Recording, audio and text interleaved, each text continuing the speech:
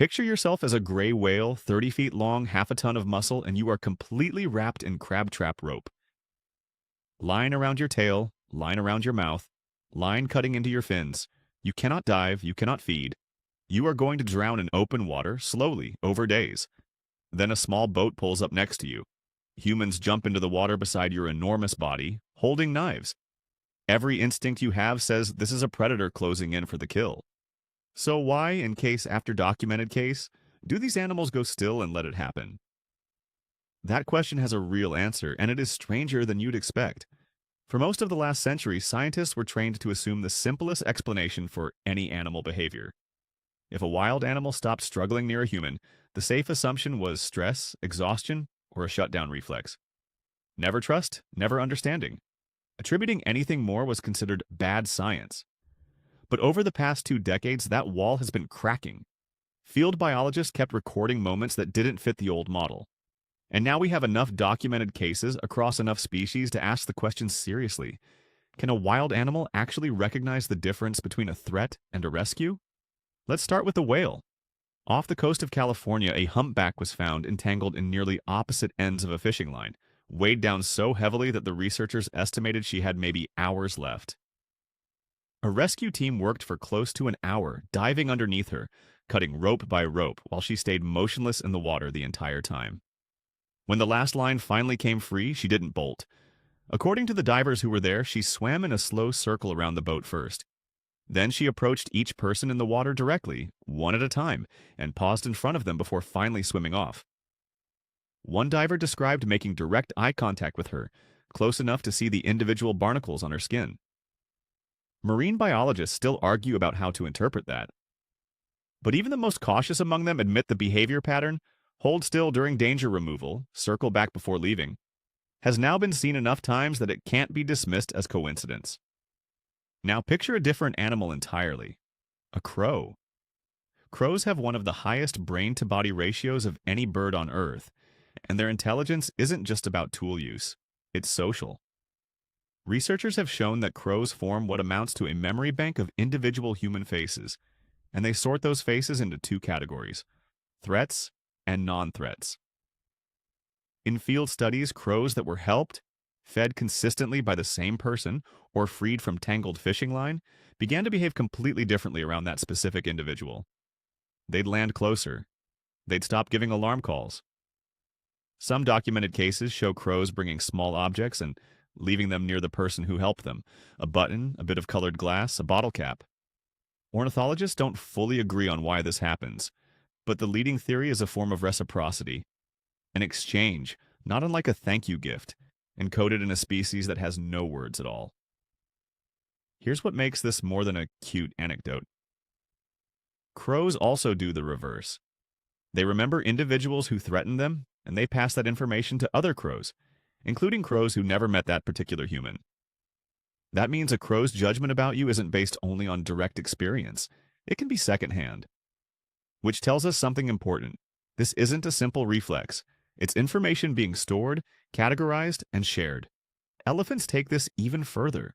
There are documented cases of elephants approaching injured humans in the wild, not fleeing, not charging, but standing over them, using their trunks in what witnesses describe as gentle, careful movements, sometimes for extended periods before finally walking away. Researchers who study elephant behavior point out that elephants perform something remarkably similar to grief rituals over their own dead: standing vigil, touching the bones of relatives, going silent. Some scientists now argue that this same emotional architecture, the capacity to recognize distress and respond to it, isn't limited to their own species. That doesn't mean an elephant understands human intention the way you understand a friend's intention, but it does suggest the emotional wiring for recognizing vulnerability in any species might not be as rare as we assumed. Let's talk about dolphins, because this is where the evidence gets almost eerie. There are multiple independently documented cases of wild dolphins approaching divers or swimmers while towing fishing line, wrapped around a fin or snagged in the mouth, and holding remarkably still while a human works to remove it. In more than one case, witnesses reported the dolphin repositioning its own body, rolling slightly or presenting the tangled area as if making the job easier. Once free, these dolphins typically didn't dart away in panic. They lingered. Some swam alongside the diver for several more minutes before leaving. There's a similar story with seals. Rescue centers along the Pacific coast regularly treat stranded seal pups tangled in packing straps or plastic rings, and staff describe a recurring pattern. On intake, the animal thrashes violently at any human approach. But by the time of release, weeks later, many of these same seals will let one specific handler get close enough to remove a bandage or check a wound, while still snapping at anyone else who tries. If it were pure exhaustion or a generic freeze response, that distinction between one familiar person and every stranger shouldn't exist. Something is being tracked. Skeptics have a real counterargument here, and it deserves to be taken seriously. An animal going motionless under extreme stress can look a lot like an animal calmly cooperating. This is called tonic immobility, a freeze response triggered by cortisol and adrenaline, not trust. Wildlife rehabilitators see it constantly. An animal that appears calm during treatment may actually be shut down from fear, not comfortable with the person helping it. This is the responsible, skeptical read, and it's probably true in some documented cases. Nobody serious in this field claims every calm animal is expressing gratitude, but tonic immobility has a signature. It looks different from what long-term wildlife rehabilitators describe. People who work hands-on with injured wild animals for years, raptor centers, marine rescue teams, wolf sanctuaries, consistently report a specific pattern. The fear response is sharp and obvious in the first encounters, and it gradually, measurably changes over repeated contact with the same person while staying just as sharp with strangers. That's not a freeze reflex staying constant. That's an animal updating its assessment of one specific individual based on accumulated experience. One raptor rehabilitator who spent 15 years treating injured hawks and owls before release described birds that would flinch at any unfamiliar footstep in the building, except hers. Some would tilt their head toward the sound of her specific voice weeks before release, the same behavior young hawks show tracking a parent. There's also a physiological angle worth mentioning. In domesticated species, researchers have measured a real hormonal shift during calm, trusted contact with humans. A rise in oxytocin, the same chemical involved in bonding between a mother and her young, paired with a drop in cortisol, the primary stress hormone. That pairing is the biochemical opposite of a freeze response. A stress-driven shutdown floods the body with cortisol and keeps it there. A trust-driven calm state does the reverse. Nobody has run that exact test on a free-swimming humpback whale mid-rescue. The logistics alone make it almost impossible. But researchers have measured very similar oxytocin shifts in other wide-ranging, non-domesticated animals during positive human contact, including rehabilitated dolphins and wolves raised in wildlife sanctuaries. It's not proof that every calm whale is having a bonding response, but it means the biology to support that story already exists in related species, which makes the hypothesis a lot less far-fetched than it sounds at first. So where does this leave us? The oldest scientific instinct is to explain animal behavior with the simplest possible mechanism: reflex over cognition, chemistry over feeling. That caution exists for a good reason. It stops us from projecting our own emotions onto creatures that don't experience anything close to what we experience. But newer research keeps finding animals that don't fit neatly into simple reflex. Capuchin monkeys in laboratory studies have been shown to distinguish between a human who previously helped a third party and one who deliberately obstructed them. And they change their own behavior toward that person accordingly, refusing food from the person who acted unkindly to someone else. That's not about self-interest. That's an animal forming a judgment about a person based on how that person treated somebody else entirely. If a small food-motivated primate can track third-party fairness, the idea that a whale or a crow or a dolphin might recognize the difference between a threat and a rescue stops sounding like fantasy and starts sounding like a reasonable hypothesis waiting for more data. And if you want the most extreme test case for that hypothesis, look at the octopus.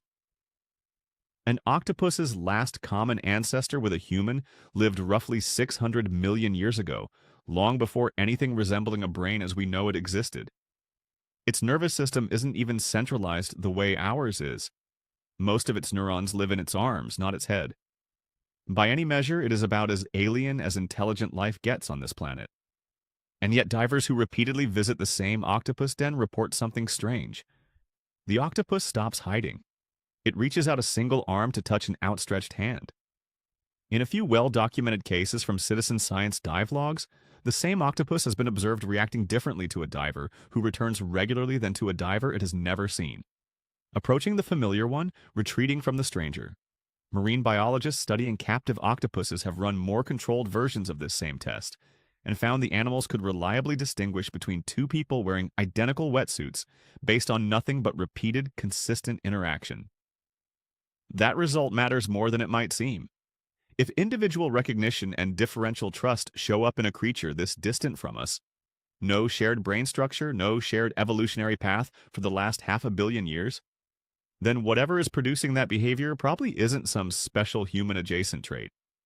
It's something that keeps getting reinvented independently, wherever a nervous system gets complex enough to benefit from telling friend from stranger.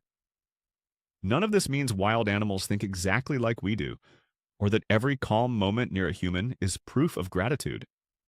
Most of the time, wild animals should run from us, and that fear keeps them alive. Rehabilitators are careful never to let injured animals get too comfortable around people, because an animal that loses its fear of humans entirely often can't survive back in the wild. Trust, if it exists here, has to stay narrow, tied to one specific person, one specific context, or it becomes a liability. But narrow, specific, situational trust? The evidence for that keeps showing up, again and again, in species that share almost nothing with us biologically. A bird with a brain the size of a walnut. A mammal that spent its entire evolutionary history in open ocean. A creature whose last common ancestor with us lived tens of millions of years ago. Maybe the ability to recognize help isn't a rare, almost human trait. Maybe it's something closer to a basic feature of any brain complex enough to track relationships. A tool for survival that evolved independently, over and over, in completely different branches of life.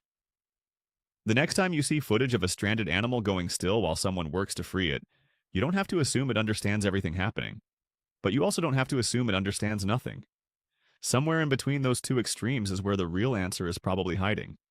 And every year, researchers get a little closer to finding it.